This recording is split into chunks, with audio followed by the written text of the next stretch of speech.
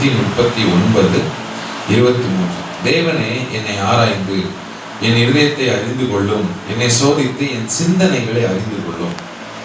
பார்க்கும்போது இதுல பார்க்கும்போது என் சிந்தனைகளை அறிந்து கொள்ளும் அப்படின்னு சொல்லி ஆண்டவர்கிட்ட தாவீது சொல்றாரு.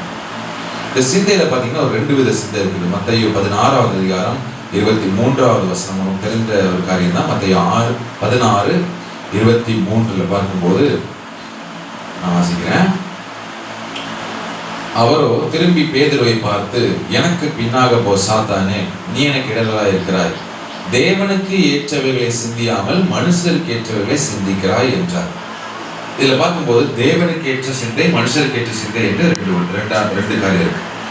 இந்த மனுஷருக்கு ஏற்ற சிந்தையை பார்க்கும்போது யோவான் 3வது அதிகாரம் 31வது வசனம், யோவான் 3:31 பார்க்கும்போது, உன்னதத்திலிருந்து வருகிறவர் எல்லாரிலும் மேலானவர், பூமியிலிருந்து உண்டானவன், பூமியில் இருந்து உண்டானவன், பூமியின் தன்மை உள்ளவனா இருந்து பூமிக்கு அடுத்தவர்களை பேசுகிறான். இதை பார்க்கும்போது பூமியிலிருந்து உண்டானவன் தான் இந்த பூமிக்கு அடுத்தவர்களை பேசுகிறான். இதில் பார்க்கும்போது பிலிப்பியர் 3:19 பார்த்தீங்கன்னா இதுல பார்க்கும்போது பூமிக்கு அடுத்தவர்களை சிந்திக்கிறார்கள். அப்ப யாருன்னு பார்க்கும்போது இந்த பூமியிலிருந்து உண்டானவங்க இந்த பூமிக்கு அடுத்தவர்களை என்ன பண்றாங்கன்னா சிந்திக்கிறாங்க. அப்படின்னா என்ன அர்த்தம்னா, இந்த பூமிக்கு அடுத்த காரியம், சரீரத்துக்கு தேவையான காரியங்களை மட்டுமே அவங்க சிந்திப்பாங்க. அதாவது மாம்ச சித்தை இருக்கும் அவங்களுக்கு. சங்கீதம் 2வது அதிகாரம் 1வது வசனத்துல பாத்தீங்கன்னா விருதா காரியத்தை சிந்திக்கிறாங்க. வீணான காரியத்தை நிறைய பேர் சிந்திக்கிறத நம்ம பார்க்க முடியும். தேவையில்லாத காரியம் எப்படி வீணர் அப்படின்னா, இந்த எப்படி வீணர் அப்படி பார்க்கும்போது ரோமர் 1வது அதிகாரம் 21வது வசனத்துல நீங்க பாத்தீங்கன்னா, ரோமர் 1:21 நான் வேகமா சொல்லிடுறேன். அவர்கள் தேவனை அறிந்தும் அவரை தேவன் என்று மகிமைப்படுத்தாமலும் சோதனையாமலும் இருந்து தங்கள் சிந்தனைகளினாலே வீணரானார்கள், உணர்வு இல்லாதவர்கள் இருதயம் இருளடைந்தது சொல்லி இங்க பார்க்கிறோம். தேவையில்லாத காரியத்தை அப்போ சிந்தனைகளினாலே வீணராம ஆயிடுறாங்க. சரி, இதுல பார்க்கும்போது இந்த மாம்ச சிந்தை அப்படி இருந்துச்சு அப்படின்னா, நமக்கு இந்த தேவையில்லாத இந்த உலக பிரகாரமான காரியங்கள் நமக்கு இருந்துச்சுன்னா அது என்ன ஆகும் பாருங்க. ரோமர் 8வது அதிகாரம் 7வது வசனம் இதை பார்க்கும்போது, எப்படி என்றால் மாம்ச சிந்தை தேவனுக்கு விரோதமான பகை, அது தேவனுடைய நியாயப்பிரமாணத்துக்கு கீழ்ப்படியாமலும் கீழ்ப்படிய கூடாமலும் இருக்கிறது. சோ மாம்ச சிந்தை இருந்துச்சு அப்படின்னா அது தேவனுக்கு விரோதமான பகைன்னு சொல்லி இங்க பார்க்கிறோம்.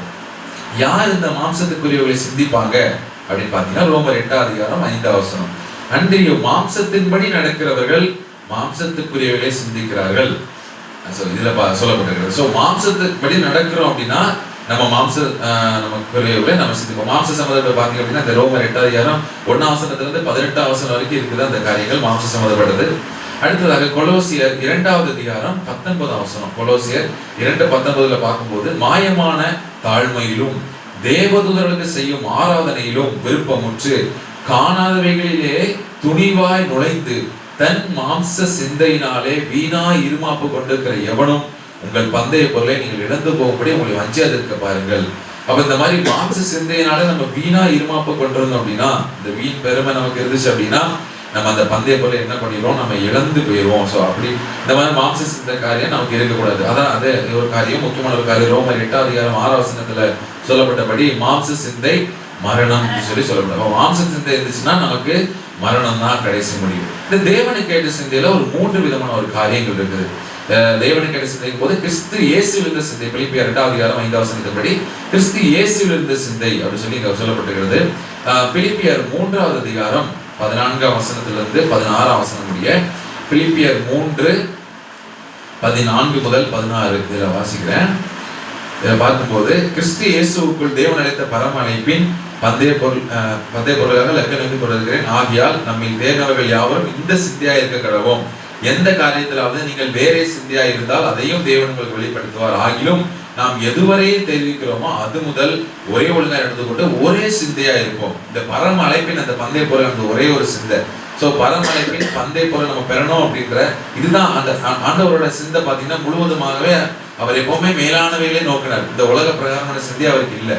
சோ இன்னொரு காரியம், 2வது காரியம், பிலிப்பியர் 4வது அதிகாரம் 8வது வசனத்துல பாத்தீங்க அப்படின்னா, கடைசியாக சகோதரரே, உண்மை உள்ளவைகள் எவைகளோ, உண்மை உள்ளவைகள், ஒழுக்கம் உள்ளவைகள், நீதி உள்ளவைகள், கற்புள்ளவைகள், அன்புள்ளவைகள் எவைகளோ, நற்கீர்த்தி உள்ளவைகள், நற்கீர்த்தி உள்ளவைகள் எவைகளோ, புண்ணியம் எதுவோ, புகழ் எதுவோ, அவைகளையே சிந்தித்துக் கொண்டிருங்கள். இதுதான் நம்ம கிறிஸ்துவில் இந்த சிந்தை.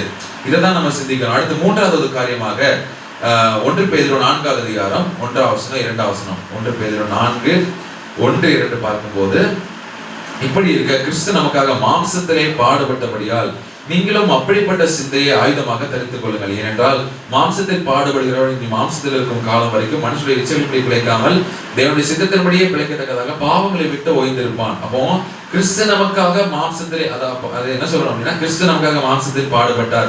இப்படிப்பட்ட சிந்தை நமக்குள்ள இருக்கணும். அதாவது என்னன்னா, அந்த பாடுகளின் ஐக்கியம் நமக்கு இருக்கணும். பிலிப்பியர் 3ஆம் அதிகாரம் 10ஆம் வசனம் 11ஆம் வசனம். இது 3வது காரியம். பிலிப்பியர் 3 10ஆம் வசனம் 11ஆம் வசனம். இதுல பார்க்கும்போது நான் வாசிக்கிறேன்.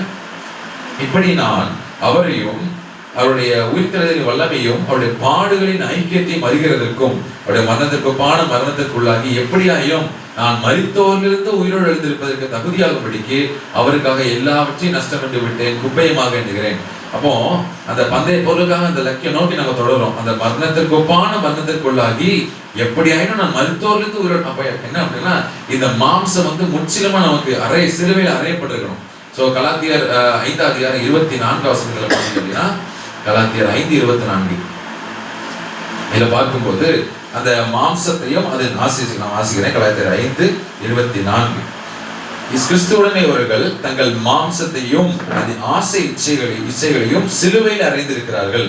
சோ நம்ம வந்து கிறிஸ்துவனுடையவர்களா இருந்தோம் அப்படின்னா, நம்ம மாம்சத்தையும் அதன் ஆசை இச்சைகளையும் நம்ம என்ன செஞ்சிருப்போம், சிலுவையில் அறைந்திருப்போம். அப்படிப்பட்ட பாடுகளை நம்ம இந்த பாடுகள் ஐக்கியம் நமக்கு இருக்கும்போது நமக்கு இந்த சரீரத்தை நம்ம என்ன பண்ணோம் அப்படின்னா, நம்ம சுட்டரிக்க கொடுப்போம், நம்ம சிலுவையில் அறியப்படுவோம். கலாத்தியர் 2ஆம் அதிகாரம் 20ஆம் வசனத்தில் நீங்க பார்க்கும்போது, கலாத்தியர் 2:20 கிறிஸ்துவுடனே கூட சிலுவையில் அறையப்பட்டேன், நான் இன்னும் பிழைத்திருக்கிறேன், இது நாள் அல்ல, கிறிஸ்துவே எனக்குள் பிழைத்திருக்கிறேன். நான் எப்பொழுது மாம்சத்தில் பிழைத்திருக்கிறதோ என்னில் அன்பு கூர்ந்து எனக்காக தம்மை தாமே ஒப்பு கொடுத்த தேவனுடைய குமாரனை பற்றி விசுவாசனாலே பிழைத்திருக்கிறேன். சோ கிறிஸ்துவுடனே கூட நம்ம சிலுவையில் அறையப்படணும். அப்ப ஆயினும் அறையப்பட்டோம் அப்படின்னா நமக்கு அந்த மாம்சம் வந்து நமக்கு சாகும். பிலிப்பியர் 4ஆம் அதிகாரம் 2ஆம் வசனத்துல பாத்தீங்க அப்படின்னா, சோ மெயினான காரியம், கிறிஸ்துவுடனே கூட சிலுவையில் அறையப்பட்டால் கிறிஸ்து நமக்குள் பிழைத்திருப்பார். இது முக்கியமான ஒரு காரியம்.